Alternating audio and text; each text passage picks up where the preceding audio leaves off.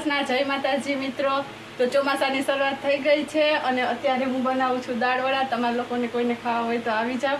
અને આજે દિનેશને દાળવડા ખાવાનું મન થઈ ગયું તો ગુજરાત દાળવડાનો પ્રખ્યાત દાળવડો અમદાવાદમાં રહેતા હશે એને લોકોને તો ખબર જ હશે।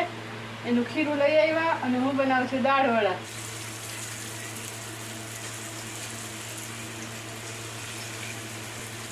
ચોમાસામાં દાળવડા ખાવાની તો મજા જ આવે। તો આવી જાઓ મિત્રો, તમે પણ દાળવડા ખાવા। અમદાવાદીઓનો તો દાળવડા ફેવરેટ હોય।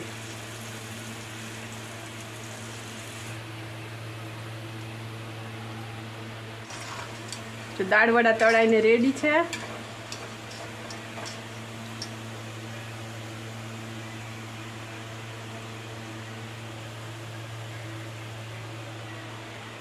અને જો આ બની ગયા દાળવડા તૈયાર।